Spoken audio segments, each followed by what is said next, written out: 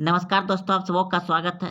Bihar board matric परीक्षा के लिए गणित का बहुत महत्वपूर्ण ऑब्जेक्टिव प्रश्न ये आज हम गणित से वैसे 20 प्रश्न बताने जा रहे हैं जो कि हर साल पूछे जाते हैं। 20 ऑब्जेक्टिव प्रश्न। दोस्तों, आप इस वीडियो को अंत तक जरूर देखें क्योंकि यह 20 प्रश्न जो है ना बहुत बार पूछे गए हैं। तो आइए पहला प्रश्न को पढ़ रहे हैं और समझिए आप। किसी बाह्य बिंदु से वृत्त पर कितनी स्पर्श रेखाएं खींची जा सकती हैं? बाह्य बिंदु से प्रश्न को समझिए दोस्तों। किसी बाह्य बिंदु से वृत्त पर कितनी स्पर्श रेखा खींची जा सकती है? जैसे देखिए, एक वृत्त हमने ले लिया, ठीक। अब देखिए, जब ये वृत्त ले लिए तो अब यहाँ पे एक बिंदु हम ले लिए, ये जो कह रहा है बाह्य बिंदु, ये बाह्य बिंदु हम यहाँ पे ले लिए। अब यहाँ से हम अगर खींच रहे हैं ऐसे, देखिए दोस्तों रुकिए, अब यहाँ से अगर हम खींच रहे हैं ऐसे, देखिए ऐसे स्पर्श रेखा, तो यहाँ पे सटा स्पर्श रेखा और एक स्पर्श रेखा इधर से हम खींच रहे हैं, इधर से एक स्पर्श रेखा खींच रहे हैं। देखिए तो क्या हुआ दोस्तों, अब आप बताइए कि अब और खींचा जा सकता है? नहीं। तो ऑप्शन नंबर आपका ए होगा, दो ही खींचा जा सकता है। और बहुत सारा आदमी क्या लगा रहता है? अनगिनत। वह प्रश्न और होता है, वह भी प्रश्न लगले आपको बताएंगे। जस्ट देखिए प्रश्न को आप समझ गए कि किसी बाह्य बिंदु से वृत्त पर, बाह्य बिंदु यहाँ पे था और इस बिंदु से वृत्त पर कितने स्पर्श रेखा, स्पर्श मतलब सटा हुआ, खींचा जा सकता है? तो दो ही रेखा खींचा जा सकता है। ऑप्शन नंबर ए बिल्कुल सही है, दो ही रेखा खींचा जाएगा। तो चलते हैं अगले प्रश्न की ओर। इस प्रश्न का उत्तर था आपका 2। देखिए अब वैसा है प्रश्न दोस्तों, पहले हम समझा देते हैं। देखिए अब यहाँ देखिए प्रश्न पूछा गया है कि एक वृत्त पर कितनी स्पर्श रेखा खींची जा सकती है। तो इसमें भले अनंत होगा, एक वृत्त पर कितनी स्पर्श रेखा खींची जा सकता है। इसमें बिंदु नहीं बोला है दोस्तों, इसमें बिंदु नहीं बोला है, बिंदु नहीं कहा है, इसलिए हम अनंत लगा सकते हैं, एकदम बिल्कुल सही होगा। अब देखिए जैसे कि हम एक वृत्त ले रहे हैं, यह एक वृत्त ले लिया। अब देखिए इसमें हम स्पर्श रेखा कितना खींच सकते हैं, इसमें बिंदु तिंदु कुछ नहीं बोला है। तो देखिए एक यहाँ खींच सकते हैं, एक इधर खींच सकते हैं, एक इधर खींच सकते हैं, एक इधर खींच सकते हैं, एक इधर खींच सकते हैं, यानी कि बहुत सारा हम खींच सकते हैं। तो अनंत होगा इसमें जब प्रश्न पूछेगा कि एक वृत्त की कितनी स्पर्श रेखाएं खींची जा सकती है, यह हो सकती है, ठीक। अगर बिंदु लग जाएगा दोस्तों कि बाह्य बिंदु से कितनी खींची जाए इस तरह से, तब आपका 2 होगा, क्योंकि इसे ऐसे 2 ही खींचा जाएगा। तो चलिए इस प्रश्न का उत्तर हो जाएगा आपका अनंत, समझ गए। और बिंदु बाह्य बिंदु से पूछेगा तो 2 होगा। तो चलते हैं, एक प्रश्न बीच में छोड़े थे, इस प्रश्न को भी समझ लेते हैं। देखिए प्रश्न है, किसी बाह्य बिंदु से किसी वृत्त पर खींची गई दोनों स्पर्श रेखाएं की लंबाई में कौन सा संबंध है? तो समझिए फिर से दोस्तों, देखिए यह एक वृत्त है और एक कहता है बाह्य बिंदु, तो इस सर पर वैसे बनेगा दोस्तों, एक बाह्य बिंदु है और यहाँ से एक खींच दिए और एक ये यहाँ से खींच दिए। तो देखिए इसमें कह रहा है कि दोनों का बीच की लंबाई, दोनों स्पर्श रेखाओं के बीच की लंबाई में क्या संबंध है? तो देखिए ये जितना होगा ना दोस्तों उतना ई भी होगा, यानी कि समान हो जाएगा। क्या हो जाएगा? समान। ऑप्शन नंबर बी बिल्कुल सही है, क्योंकि बिंदु यहीं से और ये जो यहाँ से और यहाँ से अगर नापेंगे तो ये जितना होगा उतना ये भी होगा। तो समझ गए आप लोग कि समान होगा।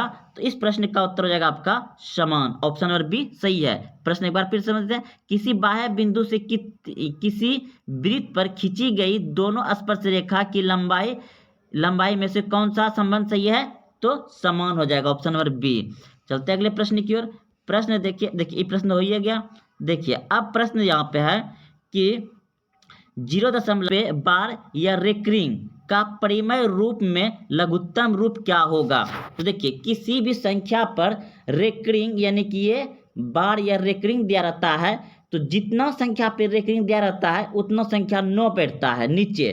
तो हम क्या करेंगे, रेकरिंग को हटाएंगे तो यहाँ पे हो जाएगा आपका 3/9। ये रेकरिंग हटाने के बाद अगर 2 संख्या पे रहता तो 2 × 9 होता, और जितना संख्या पे नहीं रहेगा उतना 0 बैठाते हैं। तो यहाँ तो सिर्फ साधारण सवाल है, तो रेकरिंग जब हम हटा दिए तो 3/9, रेकरिंग हटा तो नीचे 9। अब इसको कटा दीजिए, 3 1 3, 3 3 9, यानी कि 1/3। 1/3 का आपका ऑप्शन नंबर सी बिल्कुल सही है।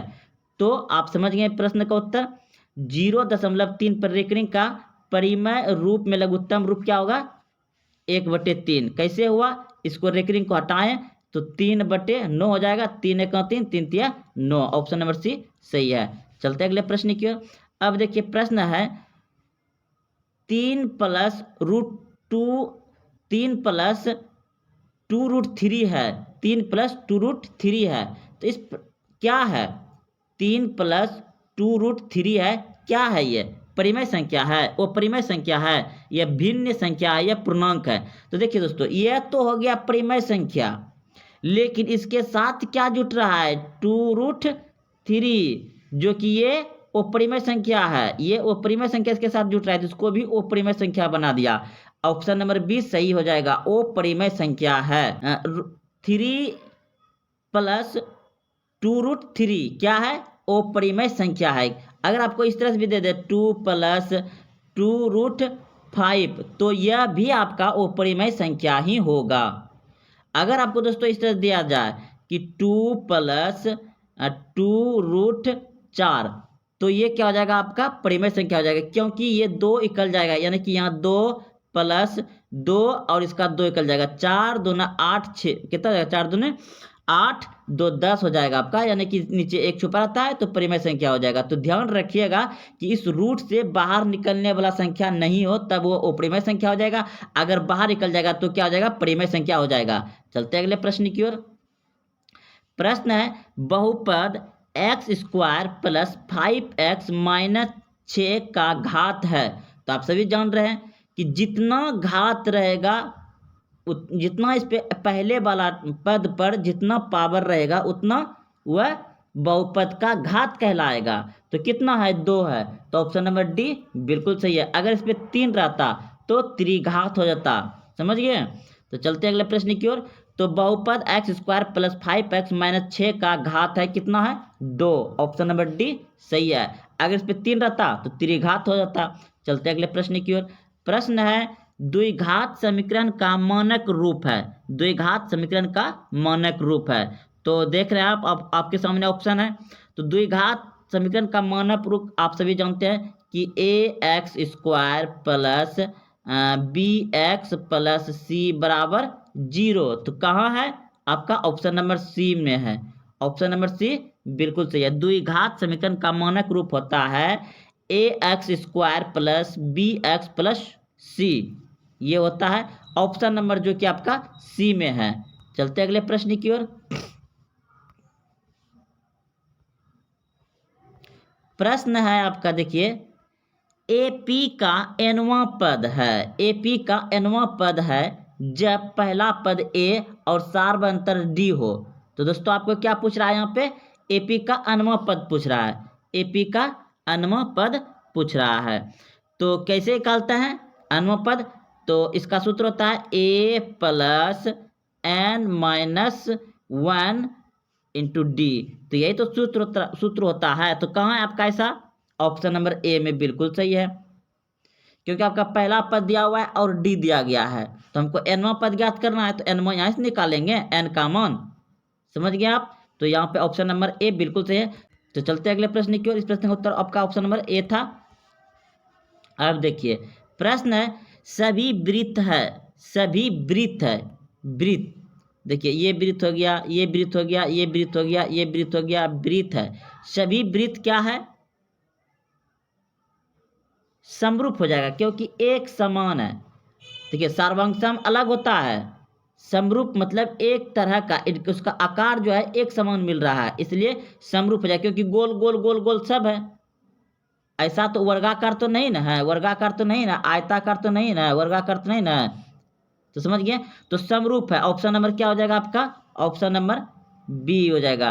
सभी वृत्त क्या है? समरूप है। सर्वांगसम कब होगा? जब एक ही जैसा कि मान लीजिए ये वाला है, जैसे ये वृत्त है और एक वृत्त एकदम सेम टू सेम इसके उसके ऊपर ही चढ़ा के लेंगे, ये मेरा हो जाएगा, क्या हो जाएगा? इसके एकदम सेम टू सेम हो जाएगा, तब सर्वांग सम हो जाएगा। तो चलिए आप समझ गए कि सभी वृत्त क्या है, समरूप हो जाएगा। अगला प्रश्न देखिए अब प्रश्न है आपका, यदि 3 cot A बराबर 4 तो साइन A का मान होगा। तो दोस्तों आप सभी एक याद रखिएगा, जब भी आपको मतलब इस तरह का प्रश्न में आए त्रिकोणमिति में, तो इसको ट्रिपलेट नंबर कहा जाता है। 3 4, जब 3 4 है तो 5 आएगा ही आएगा। प्रश्न है, यदि 3 cot A बराबर 4 तो साइन A का मान होगा। तो दोस्तों आप प्रश्न को समझ गए। प्रश्न दिया गया है कि 3 cot A बराबर 4 तो साइन A का मान क्या होगा। तो देखिए जब हम दोस्तों इसको cot इस तरह से यहाँ पे लिखेंगे, cot A बराबर, तो यहाँ 4 पहले से है और ये गुना में तो क्या चल जाएगा, भागा में, यानी 4 बटे कितना हो जाएगा, ये 4 बटे हो जाएगा आपका 3। तो इसका cot का सूत्र क्या होता है, b बटे p। तो b बराबर कितना हो जाएगा आपका 4 और p कितना हो जाएगा 3। तो याद रखिए दोस्तों, अब इसका h जो होगा आपका 5 हो जाएगा। ये ट्रिपलेट नंबर है। जब आपको 3 4 कहीं मिले, 3 और 4 मिले तो 5 होगा। आप निकालिएगा नहीं, क्योंकि ऑब्जेक्टिव है। निकालने में आपको समय जितना देर में निकालिएगा उतना देर में आप 2 प्रश्न बना लीजिएगा। जब भी आपको कहीं पर मिले त्रिकोणमिति में 3 4, तो समझिए कितना आएगा, 5 आ जाएगा। अगर आपको 5 4 मिले तो समझिए 3 आएगा। याद रखिएगा 3 4 मिले तो 5 आएगा h, और 5 4 मिले तो 3 आएगा। ये ट्रिपलेट नंबर है। तो 3 4 5 याद रखिएगा, 3 4 5। अब हमको निकालना है साइन A। क्या निकालना है, साइन A का मान निकालना है। तो साइन A का मान क्या होता है, P बटे H। तो H मेरे पास कितना था, H कितना था, H मेरे पास हो जाए, क्योंकि यहाँ पर हम जो निकाले थे अभी B का मान कितना निकाले थे 4, B का मान निकाले थे 4, और P का मान निकाले थे कितना, P का मान ये 3 नीचे आएगा तो कितना हो जाएगा इसका 3। तो H कितना है हो जाएगा मेरा यहाँ पे, H कितना हो जाएगा 5, H कितना हो जाएगा 5। जब 3 4 रहता है तो H 5 होता है। तो देखिए 3 मेरा हो जाएगा ये, और नीचे 5 हो जाएगा, यानी कि 3 बटे 5। 3 बटे 5 आपका ऑप्शन नंबर कहाँ है, 3 बटे 5 ऑप्शन नंबर कहाँ है आपका, ऑप्शन है आपका option number B. Option number B बिल्कुल सही है। तो चलिए आप समझ गए होंगे बढ़िया से। याद रखिए जब आपका ट्रिपलेट नंबर 3 4 है तो 5 आएगा। समझ गए बात को। ट्रिपलेट नंबर क्या होता है, 3 4 और 5। इसी पे बना दिए, क्योंकि आपको निकालना नहीं पड़ेगा। उसे आप नहीं समझिए तो एक बार पीछे करके समझ लीजिए। चलते हैं अगले प्रश्न की ओर। अब देखिए प्रश्न है आपका, 2 समरूप त्रिभुजों की भुजाएं 2:3 के अनुपात में। याद रखिए 2 समरूप है, 2 समरूप त्रिभुजों की भुजाएं 2:3 के अनुपात में है, तो इनके क्षेत्रफलों का अनुपात क्या होगा। देखिए दोस्तों, अगर इसका फार्मूला लगा के निकालिएगा तो उतना देर में आप 2 प्रश्न बना लीजिएगा। तो सीधा याद रखिए इसमें कि देखिए, और इसमें प्रश्न तो दूसरा आएगा नहीं, प्रश्न पूछेगा तो ऐसा ही पूछेगा। तो 2 समरूप त्रिभुजों की भुजाएं 2:3 है ना, तो इसको क्या करिए, वर्ग कर दीजिए। तो कितना हो जाएगा, 2:3 का वर्ग करिएगा तो ये 4 हो जाएगा, और ये कितना हो जाएगा 9 हो जाएगा। तो कौन सा ऑप्शन में है, तो आपका ऑप्शन नंबर ए बिल्कुल सही है। लेकिन हाँ याद रखिए, जब प्रश्न में आपको पूछे 2 समरूप त्रिभुजों की भुजाएं 2:3 के अनुपात में है, और क्या पूछे, क्षेत्रफल का अनुपात क्या होगा, तो दोनों को वर्ग कर दीजिएगा, 4:9 हो जाएगा। चलते अगले प्रश्न की ओर। हाँ अब देखिए इस प्रश्न को भी आप अच्छे से याद रखिएगा। अगर दोस्तों पूछे कि प्रश्न में 2 वृत्तों की परिधियां, 2 वृत्तों की परिधियां कितना है, 2:3 के अनुपात में है, तो उनकी त्रिज्याओं का अनुपात क्या होगा, उनकी त्रिज्याओं का अनुपात क्या होगा। तो देखिए दोस्तों, जब भी आपको दो वृत्तों की परिधि दिया रहे और उनकी त्रिज्या पूछे तो सेम टू सेम वही लिख दीजिए, यानी कि 2:3 है तो 2:3 ही होगा। ऑप्शन नंबर आपका कितना हो जाएगा? 2:3। ऑप्शन नंबर सी बिल्कुल सही है। देखिए आप सभी जानते हैं कि वृत्त का परिधि जो होता है कितना होता है? 2πr होता है। 2πr होता है, परिधि क्या होता है? 2πr होता है। तो चलिए ये 1 हो गया। दूसरा मान लेते हैं 2πr2। तो देखिए ये कटिए गया तो R1 R2 आपका सेम तो मिल तो रहा है, 2:3 था, इधर सेम मिल रहा है क्योंकि 2 को वृत्त है। तो ये मेरा एक वृत्त का हो गया, कितना दे दिया है? 2। और दूसरा वृत्त का कितना दे दिया है? 3। 2 वृत्त का है तो दोनों को हम बैठा देते हैं, ये कट गया तो मेरे पास 2 है और 3 बचा। तो देखिए ऑप्शन नंबर सी बिल्कुल सही है। तो चलते हैं अगले प्रश्न की ओर। अब देखिए इस प्रश्न का उत्तर क्या होगा? साइन स्क्वायर 45 डिग्री का मान होगा। साइन स्क्वायर 45 डिग्री का मान होगा। ये तो आप जानते ही होंगे कि साइन 45 डिग्री का मान क्या होता है। तो इस प्रश्न का उत्तर हो जाएगा आपका ऑप्शन नंबर क्या हो जाएगा? जल्दी बताइए। 1/2। 1/2 कैसे होगा? क्योंकि देखिए साइन 45 डिग्री का मान होता है, कितना होता है? 1/√2। तो स्क्वायर है, इस पे स्क्वायर चढ़ा दीजिए तो कितना? 1 का स्क्वायर तो 1 क्या होगा, और इसको जब स्क्वायर करेंगे तो ये रूट खत्म हो जाएगा, 2 हो जाएगा। तो 1/2 ऑप्शन नंबर बी सही है। समझ गए? चलते हैं अगले प्रश्न की ओर।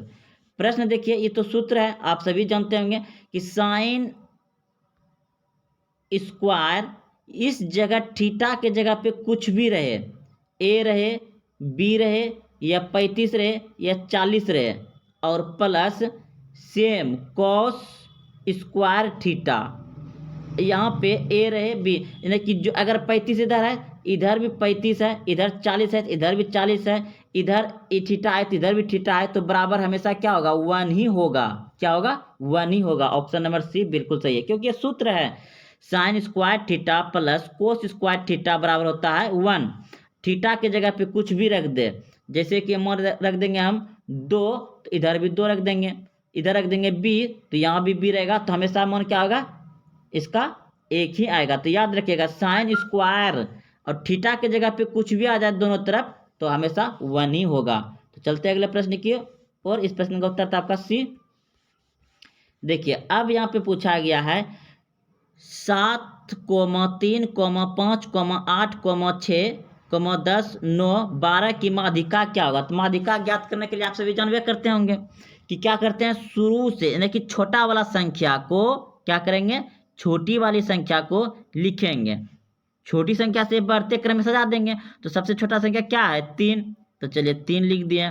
उसके बाद क्या है? 3 के बाद 4 है, नहीं है, तो सॉरी फिर से लिखते हैं। सबसे छोटी संख्या कितना है? 3, तो 3 लिख दिए। इससे बड़ी संख्या क्या है? 4 नहीं है तो 5 है, तो 5 लिख दिए। इससे बड़ी संख्या कितना है? 6, 6 लिख दिए। इससे बड़ी संख्या कितना है? 7, 7 लिख दिए। 7 से बड़ी संख्या कितना है? 8, 8 लिख दिए। 8 से बड़ी संख्या 9 है, 9 लिख दिए। 9 से कितना है? 10 लिख दिए। 10 से बड़ी संख्या कितना? 11 नहीं है तो 12 लिख दिए। क्या गो था? 1, 2, 3, 4, 5, 6, 7, 8 गो था। तो 1, 2, 3, 4, 5, 6, 7, 8 गो है। अब क्या करेंगे? इस तरह सजा के लिखने के बाद इधर से एक संख्या काटेंगे, इधर से एक संख्या काटेंगे, इधर से एक संख्या, इधर से एक संख्या, इधर से एक संख्या, इधर से एक संख्या। अगर दोस्तों मेरे पास अगर बीच में एक संख्या जो बचता तो वही माध्यिका होता, लेकिन यहाँ पे मेरा 2 गो बच गया। क्या क्या बच गया? 7 + 8 बच गया। तो दोनों को जोड़ के 2 से भाग दे देंगे, दोनों को जोड़ के 2 से भाग दे देंगे। तो दोनों को जोड़ेगा कितना हो जाएगा? 7 × 14 = 15, 15/2, तो 7 दूना 14, 7 दूना 14 अब 0.5 आ जाएगा। 7 मतलब 15 में भाग दीजिएगा 7.5, ऑप्शन नंबर डी सही हो जाएगा। तो चलते हैं अगले प्रश्न की ओर। प्रश्न देखिए, निम्नलिखित में कौन अपरिमेय संख्या पूछ रहा है? अपरिमेय संख्या पूछ रहा है। तो देखिए ऑप्शन ए क्या हो जाएगा आपका? √अंडर क्या है? 64/36। तो इसका आप 8 निकाल दीजिएगा और इसका 6 निकल जाएगा, तो ये क्या हो जाएगा? परिमेय संख्या हो जाएगा। इसका भी आपका कितना निकल जाएगा? 9 निकल जाएगा, 9 × 81 निकल जाएगा। इसका तो नहीं निकलेगा, इसका निकल जाएगा 7, और नीचे तो 9 है, ये है। तो आपका ऑप्शन नंबर सी बिल्कुल सही है। वो परिमेय संख्या कौन होगा जो कि रूट से बाहर नहीं निकलेगा, तो वो परिमेय संख्या हो जाएगा। ऑप्शन नंबर सी बिल्कुल सही है और बाकी इधर सब परिमेय संख्या है। चलते अगले प्रश्न की ओर। प्रश्न देखिए पूछा है निम्नलिखित में कौन बहुपद नहीं है। अब देखिए यहाँ पे बहुपद नहीं है, तो बहुपद नहीं है तो इस प्रश्न का उत्तर हो जाएगा, देखिए ये आपका -7x बहुपद है, ये भी आपका बहुपद है और ये भी बहुपद है। ये आपका बहुपद ऑप्शन नंबर सी नहीं है, क्योंकि इसका गुणांक जो है कि रूट में है, रूट में है, इसका गुणांक रूट में है। यानी कि इसका क्या, अगर रूट को हटा देंगे तो 3 पे पावर क्या हो जाएगा 1/2 हो जाएगा। तो ये जो है कि बहुपद नहीं होता है। तो आप समझ गए कि बहुपद क्या है। इसी तरह से आपको प्रश्न दे, अगर यह प्रश्न ऐसा आएगा तो समझिए कि √3 जो x के बल में इसका x का जो गुणांक होगा वो गुणांक है ही नहीं, रूट के अंदर है, तो कहाँ से बहुपद होगा। तो ऑप्शन नंबर सी बिल्कुल गलत है, ये नहीं होगा। ऑप्शन नंबर सी उत्तर हो जाएगा इसका। चलते अगले प्रश्न की ओर। देखिए फिर प्रश्न आपका आ गया, अभी तुरंत बताएं, जहाँ देखिए साइन थीटा बराबर 3/5 है तो कोस थीटा का मान पूछा गया है। तो साइन थीटा का मान, जो साइन थीटा का मान क्या होता है P/H। तो P का मान कितना हो गया 3 और H का मान कितना हो जाएगा 5। तो अभी तुरंत बताए थे दोस्तों, जब इस तरह से रहे 3 रहे 5 रहे तो 4 आएगा, 4 3 रहे तो 5 आएगा, 5 3 रहे 5 3 रहे तो 4 आएगा और 5 4 रहे तो 3 आएगा। तो मेरा क्या निकल जाएगा यहाँ पे बी कितना निकल जाएगा, क्योंकि 5 3 तो है, 5 3 तो है तो 4 आ जाएगा बी। अब पूछा क्या है हमको कॉस थीटा। तो कॉस का मान क्या होता है, कॉस का मान क्या होता है, तो कॉस का सूत्र क्या होता है आपका B/H। कॉस क्या होता है B/H। तो H कितना हो जाएगा आपका, H तो 5 है तो 5 हो जाएगा, H 5 हो जाएगा और B कितना हो जाएगा B 4। तो 4/5 कहाँ है, 4/5 कहाँ है, 4/5 है। ऑप्शन नंबर ए बिल्कुल सही है, 4/5। समझ गए दोस्तों। देखिए इसमें कुछ नहीं याद रखना है, 3 4 रहे तो 5 आ जाएगा, यानी कि ये ट्रिपलेट है, जहाँ 3 4 रहे तो 5 आएगा, जहाँ 5 4 रहे तो वहाँ 3 आएगा और जहाँ 3 5 रहे तो वहाँ 4 आएगा। ये ट्रिपलेट नंबर है, याद रखिए 3 4 5। तो हम जानते हैं कि साइन का सूत्र क्या होता है P/H। तो P का मान हो गया 3 और H का मान हो गया 5, H का मान 5 हो गया तो B का मान कितना हो जाएगा 4, क्योंकि 4 है 4 हो जाएगा। B का मान कितना हो जाएगा 4 हो जाएगा। तो हम कोस का सूत्र क्या जानते हैं, कोस का सूत्र क्या होता है, कोस का सूत्र होता है आपका B/H। तो B/H, तो H का मान कितना है 5 और B कितना हो गया आपका 4, तो 4/5, 4 कहाँ है, ऑप्शन नंबर ए बिल्कुल सही है, 4/5 ऑप्शन नंबर ए सही है। चलते अगले प्रश्न की ओर।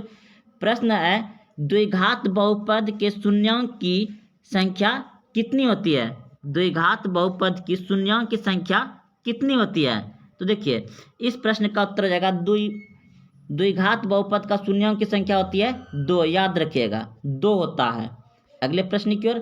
प्रश्न देखिए यह भी एक सूत्र है आपका, cosec square theta minus cot square theta का निम्न में से कौन सा है। तो ये आपका सूत्र है, सभी को जानता है। इस प्रश्न का उत्तर हो जाएगा आपका 1। तो दोस्तों यह बहुत महत्वपूर्ण ऑब्जेक्टिव प्रश्न थे गणित का, जो कि बहुत बार पूछे गए हैं।